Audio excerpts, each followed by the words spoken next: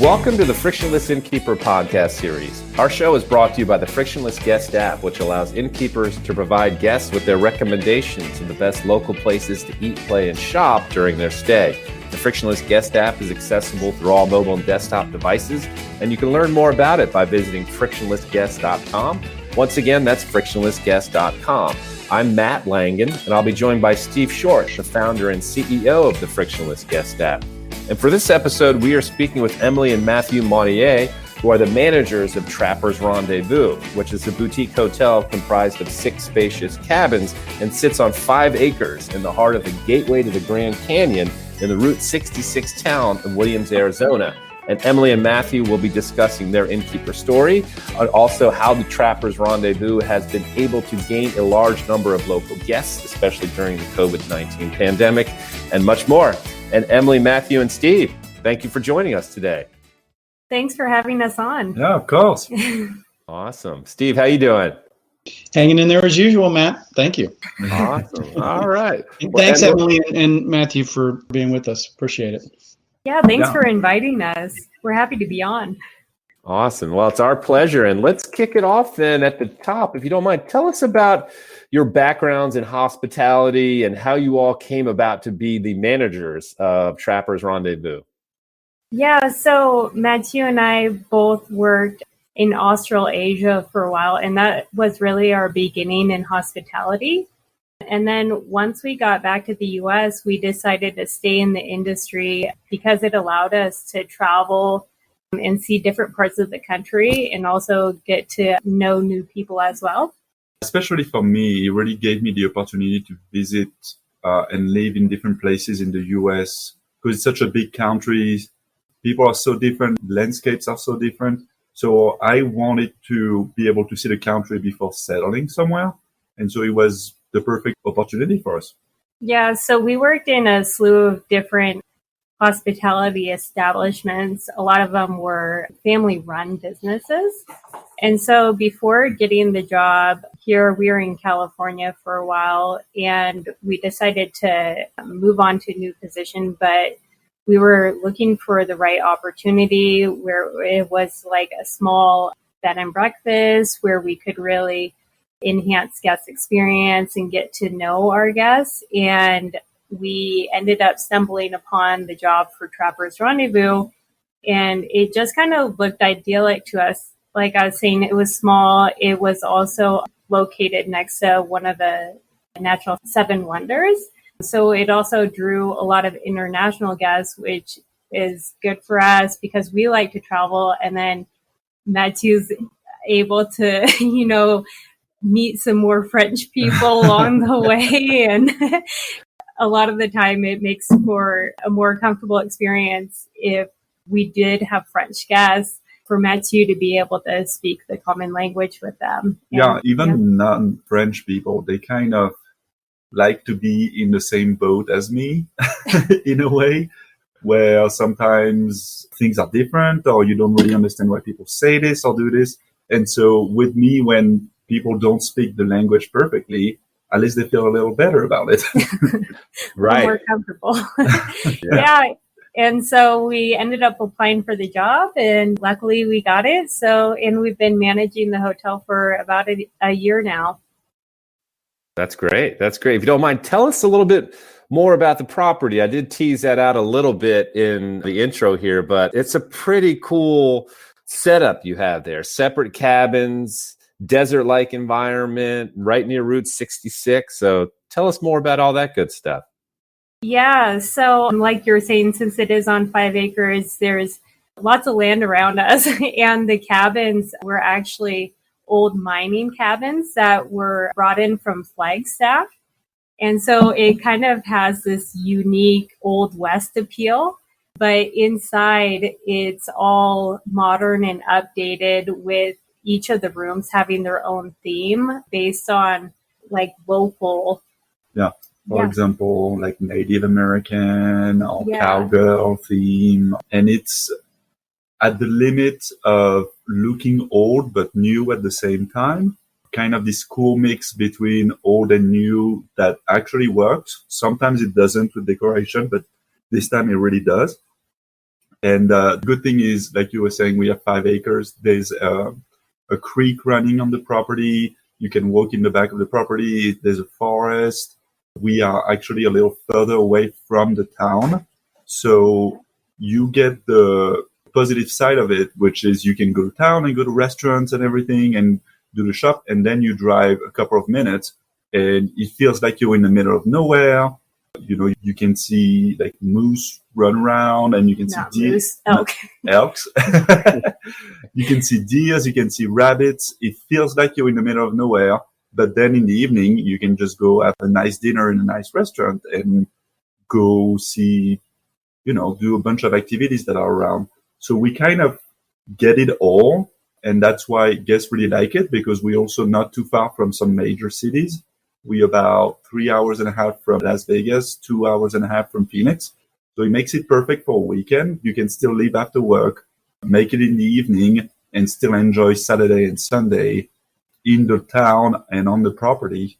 So that's one of our really big perks. Yeah, and since we're a bit further out, we also have campfires, and well, when the season allows us to. But yeah, it's a great experience for families. And then we're lucky enough to have neighbors that have like this mini farm. And so they have 3 goats, which are super nice. And then they also have dogs and ducks and chickens and stuff. And so it's almost like a petting zoo as well next door. And so a lot of families find that fun to do with their kids. Awesome. That's great. Well, Steve, I'm sure you have questions. I'll pass the baton over to you. Well, I'll take it, I guess. Thanks, Matt. So, yeah, and I believe you said that, like, well, talk about the draw. I mean, I guess the Grand Canyon's the main draw. There's Route 66. I mean, there's multiple things to do, right? But what are the big draws that bring people there to the area? So it used to be, I would say, at least 80% of the Grand Canyon. People would go to the Grand Canyon. They wanted to stay in a nicer hotel that was right next to, like you were saying, the Route 66. So it's kind of fun. But this year it really switched because of COVID. Obviously, we can't have any international guests.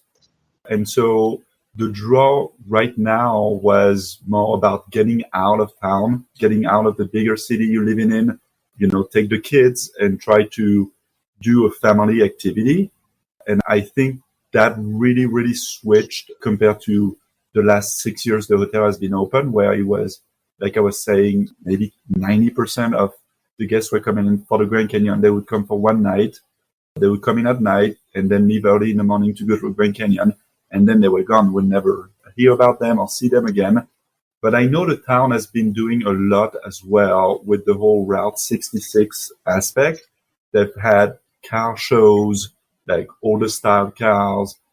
Arizona is a pretty big deal here as well, which is a drive-through kind of wildlife park. And so that draws a lot of families from the area, like from Phoenix and then also from Southern California as well, because it's not too far. And then there's a lot of also national monuments around here too, and besides the Grand Canyon. So if they want to learn more about like Native American history and stuff, those are pretty big drawing parts, like Walnut Canyon and Sunset Crater. Yeah. And the town is actually even doing more as of right now. They're going to open a ski field right next to the town. It's about, 5 minutes away, which before it was about 45 minutes you had to drive to go to Flagstaff. And so we wouldn't really get these guests that would come in the summer.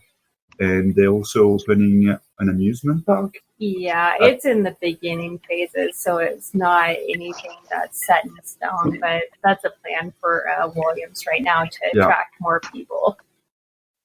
Mm-hmm. And so when COVID hit, and it's interesting because you were talking before in our prep call that the owners had tried to market more to local people, or at least the Phoenix area, but that didn't seem to get much traction. And then, so this urban flight, if you want to call it, this COVID urban flight that occurred, I mean, that just occurred because people wanted to get out of the city and were probably kind of cooped up. But a lot of that too, talk about, like, do you all have, it's a family draw, and I think you said there was one other B&B in town, but they only allow adults, right? Yeah. So Yeah. you mostly you've seen families since the whole COVID thing hit. And do you have a kitchen set up in the rooms or no? Not really. We have some of like the basic amenities. Like we have mini fridges in all the rooms, microwaves and coffee makers. There is one of the rooms that has kind of this half kitchen where it's a full size refrigerator and then like a kitchen sink and stuff like that.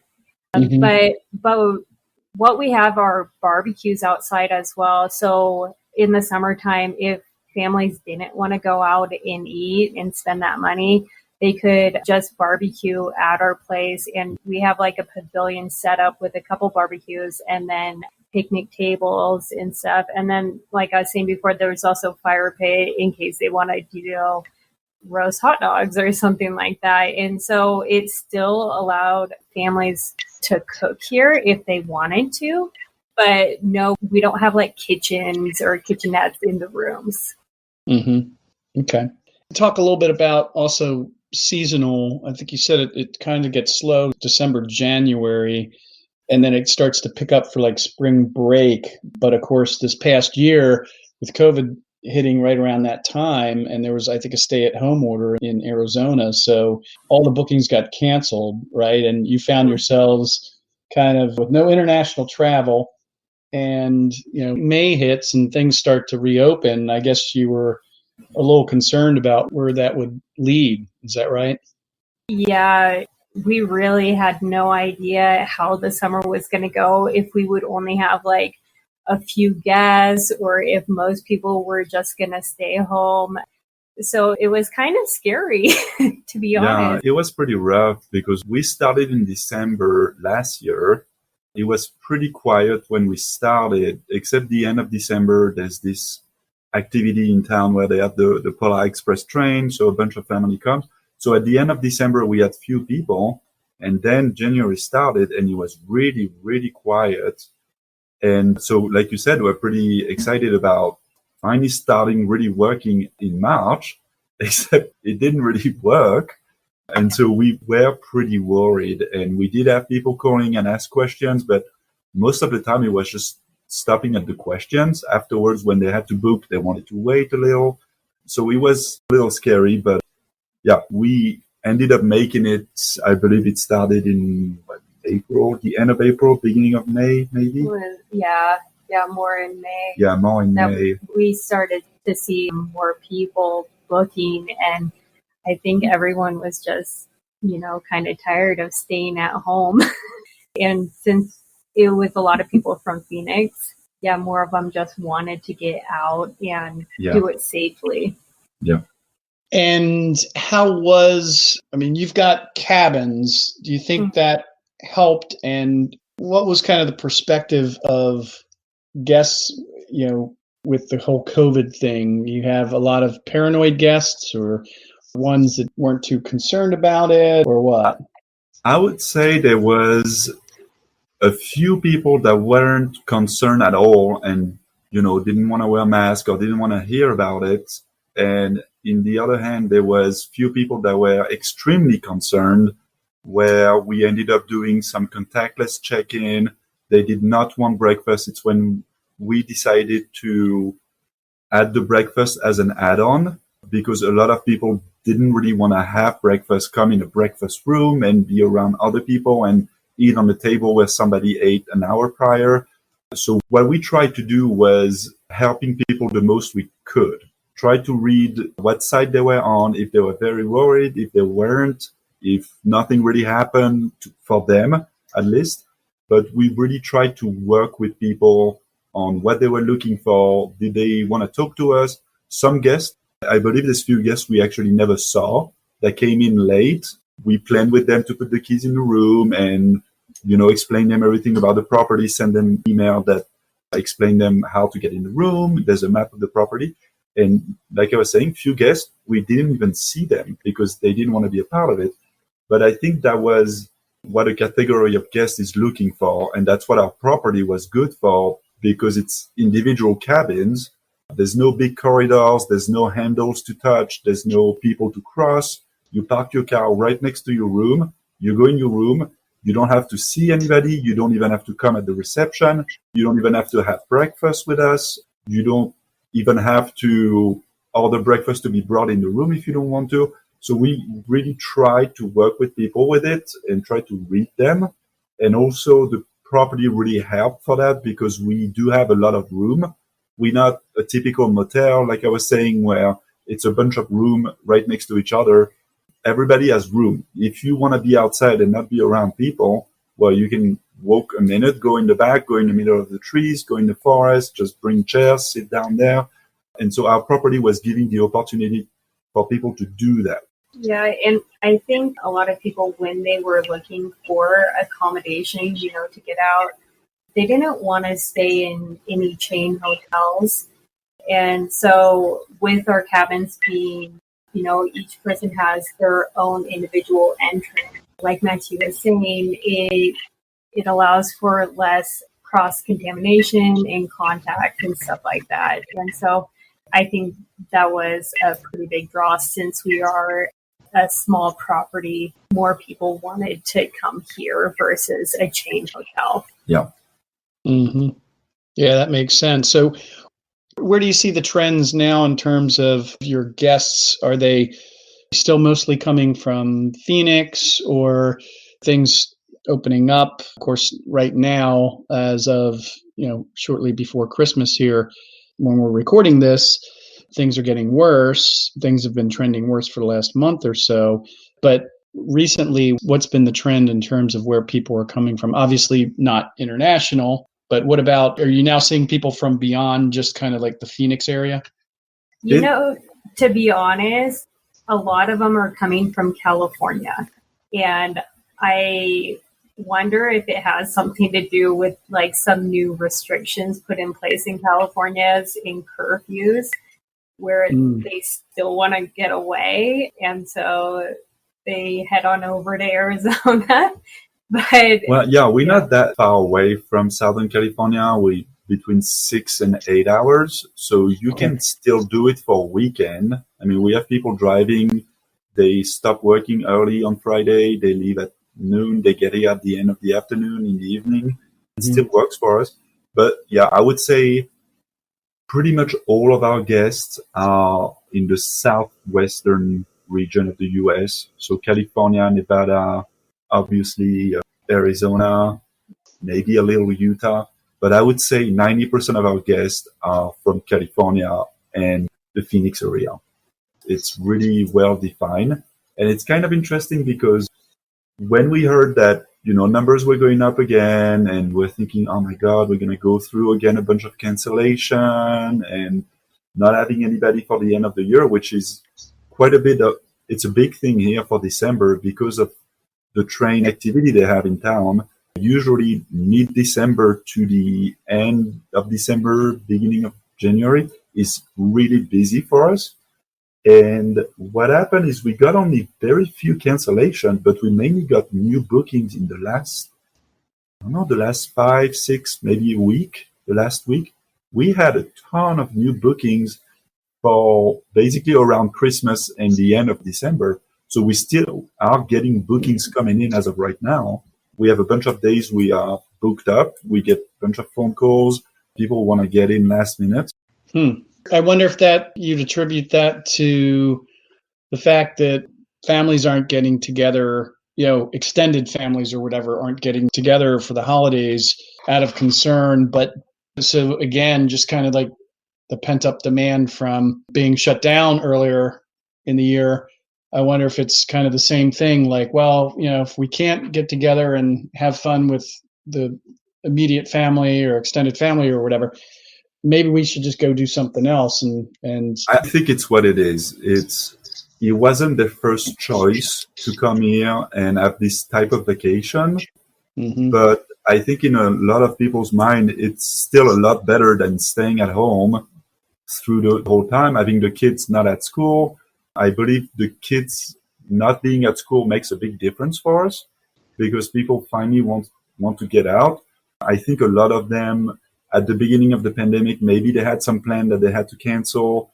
Then they were waiting to book a hotel or do something that they never did through a year. So now it's kind of like the last chance to do something because we know with the industry, January might not be the best month. Everybody had Christmas, they spend money. Usually they saw some family, kind of tired. They want to stay home. It's cold outside.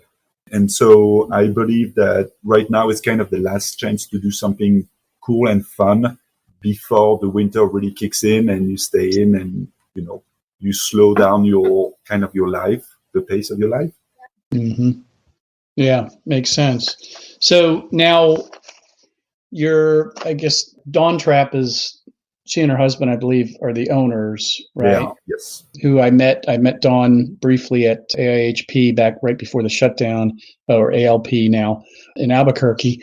But again, they had tried doing some marketing in the past without much success, at least for locals.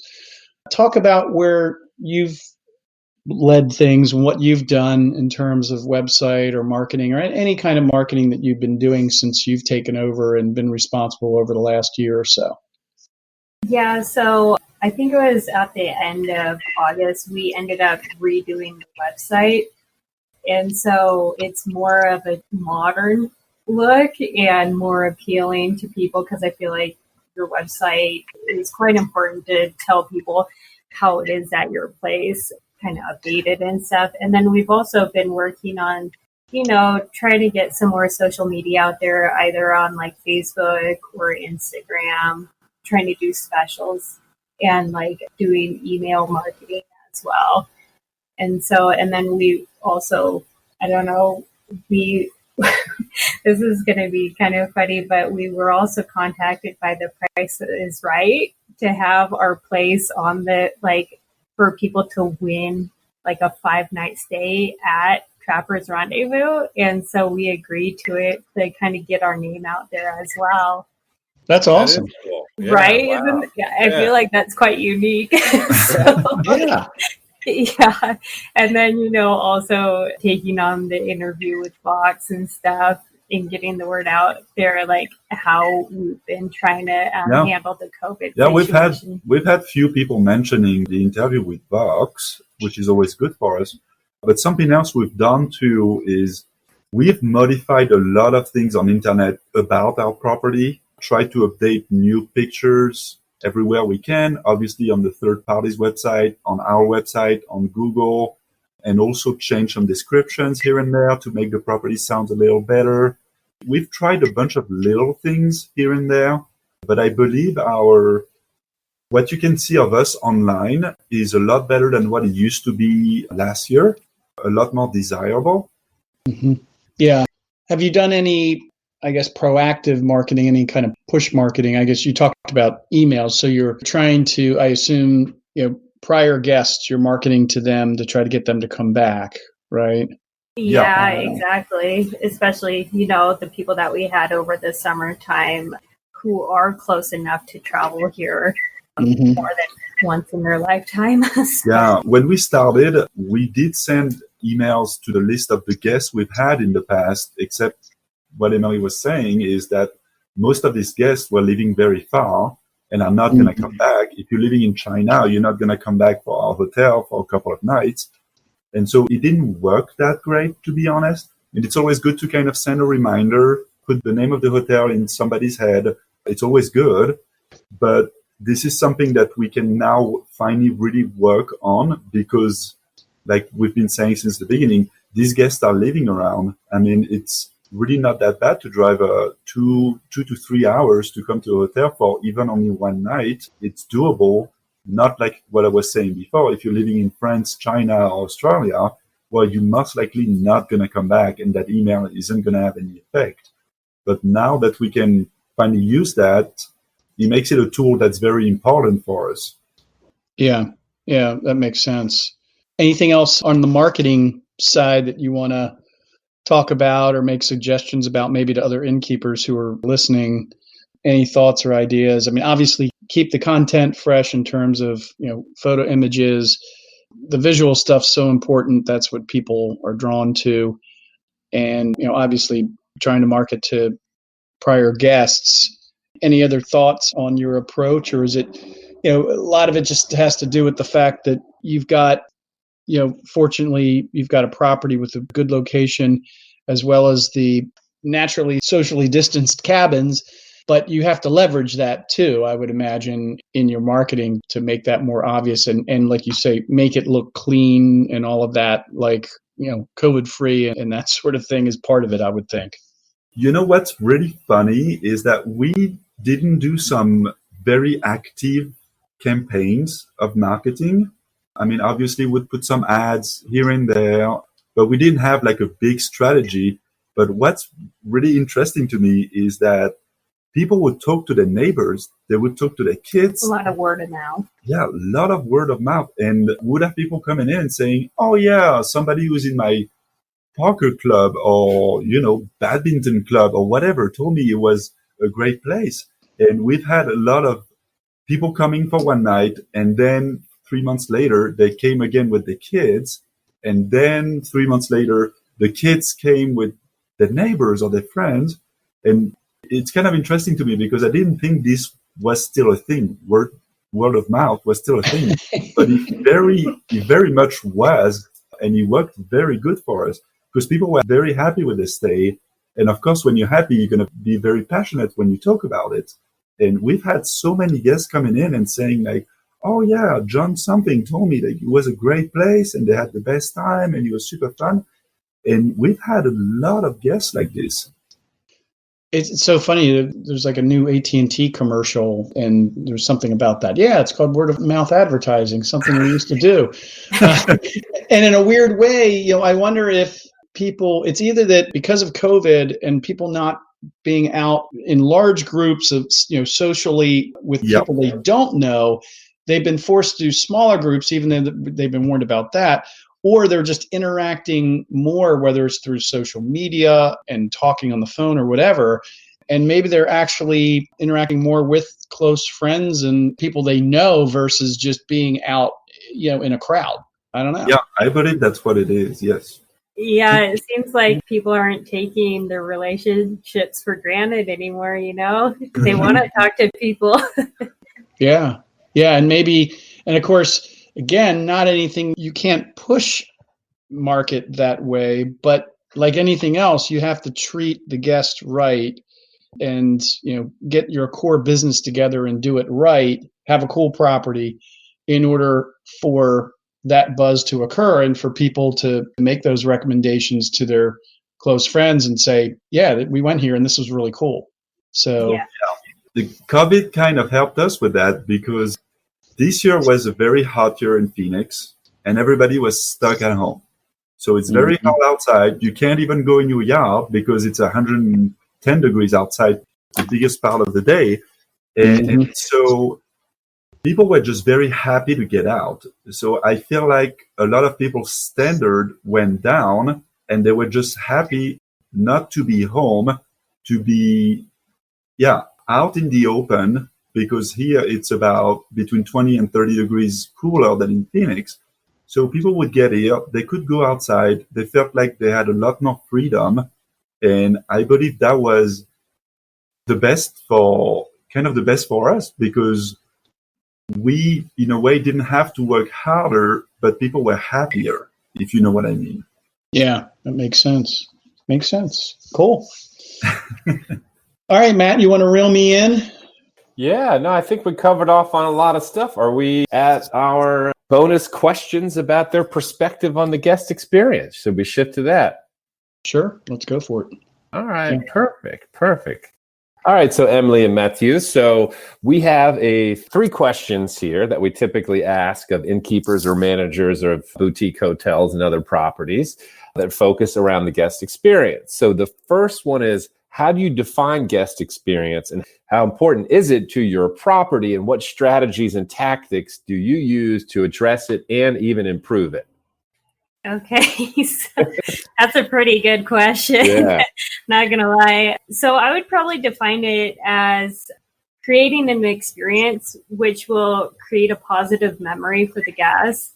which will last, a lifetime, something that they'll keep coming back to in their memories, like, oh, that was the best trip ever. So it is very important to us, like any other place. And so we do try making it special by calling them ahead of time and just getting some details from them, like whether it's the ages of the kids, so we could put something special in the room, or if they're here celebrating a special occasion, we can do something for them. Or if they're planning on, going up to the Grand Canyon, we like to make recommendations to points of interest that they may not know about, or like a lot of people would have never explored because it's not like on the beaten path kind of thing. And so that's one of the ways that we try to enhance our guest experience.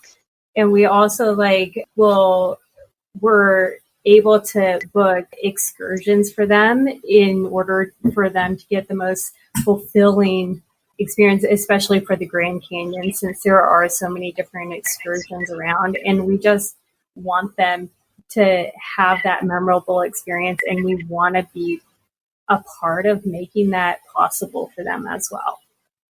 So just out of curiosity, since that's kind of what our app's about, how do you communicate those recommendations? How are you communicating those now? Yeah, so we'll call the guests ahead of time and ask them these questions, or we'll also send them an email. And I've compiled a list of places that they should check out. A lot of these places get overlooked because of mainly the Grand Canyon. And so I like to, I'll send them a list of the best places to go explore, or places around to go hike, or lakes to visit. And so I'll do that usually through email or phone, or I'll also post some of this stuff on Instagram and Facebook, points of interest that you do need to check out when you're in Williams. Okay, that's cool. Good. Awesome. Yeah, great response there. Thank you so much. And the next question is, if you can get an hour of time with a leading expert or consultant in the hospitality industry, what are the 2 or 3 most important questions you would like to ask that person? Yeah, so I came up with a couple of questions. Something that I always wondered about: how important and how effective are social medias in this industry? Because I know when we started our first manager position, we were very strongly encouraged to post things really often. And you know how it is when you're running, trying to get breakfast done, get the rooms, get people settled, and answer all the questions. You don't necessarily have time to do it, or at least it's not your priority. And I know that a lot of people, pretty much everybody in the industry now, is saying that it's extremely important, but I'm kind of having not my doubt, but I'm wondering how effective and important it really is at the end of the day. Yeah, I guess it's like anything else. Everything's important, but some things are more important than others. You got a limited number. We all have the same amount of hours in the day, and it's, So how much bang are you getting for your buck for the investment of time to post this stuff? Is anybody really watching or caring? And, Yeah, that makes sense. Yep. Good question. And then we also have another one, and it's, what's the best way to get direct bookings? Because we've updated our website and stuff, but I was wondering what else we can do. What kind of marketing, I guess, too, to get those direct bookings instead of through third parties. Yeah, I think that's another big question that we hear a lot. And not that I have an answer for it, but I wonder with, if when you market to guests that have, to return guests anyway, is there an incentive? Do you let them know, hey, if you book directly with us, there's a discount or whatever? Do you ever try to work things that way, or even on the website incent them that way? Yeah, we've done the email marketing where it's if you put this code in to our website, then you get a certain percentage off and stuff. And we did get a couple people who were interested, but not a ton. Not a ton. So most What OTAs are you using to bookings? Yeah, so we have Booking.com and Expedia. And then we're also on Airbnb as well. I was going to ask if you're able to get all the contact information you need, like especially email address, to market after the fact, or whether that's blocked from you, and or whether you try to get that information once the guest has arrived, or what. Yeah, so a lot of the time when we do call them ahead, so we don't get their email address when they do book. It's the third party created email address for them. And so when we do call them ahead of time, we try getting their personal email address so we can send them information or these specials as well. Right. Okay. Interesting. Good. Yeah. I think that those are all the questions we came up with.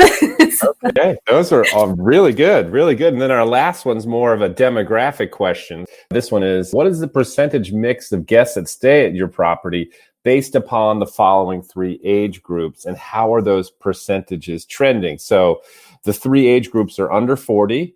The second one is between 40 and 60. And then the third one is over 60 years of age. So what we came up with is under 40 would be about 40% for us. Between 40 and 60 would be 50%. And over 60 would be about 10%. We do not get a whole lot of older guests. No, the majority of our guests are people that have kind of younger families. So I'd probably say the majority of our guests are between like 35 and 50. Yeah.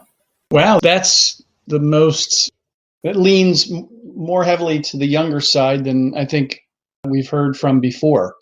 Yeah, especially for B&B. Yeah.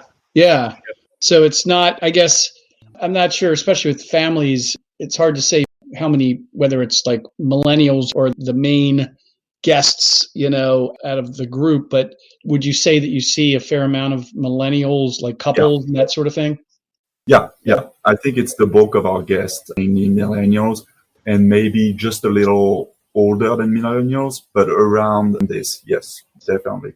We also get a lot of grandparents that would come with the younger kids, but the grandparents are not, since the kids are pretty young, usually they're in their 50s, maybe 60s.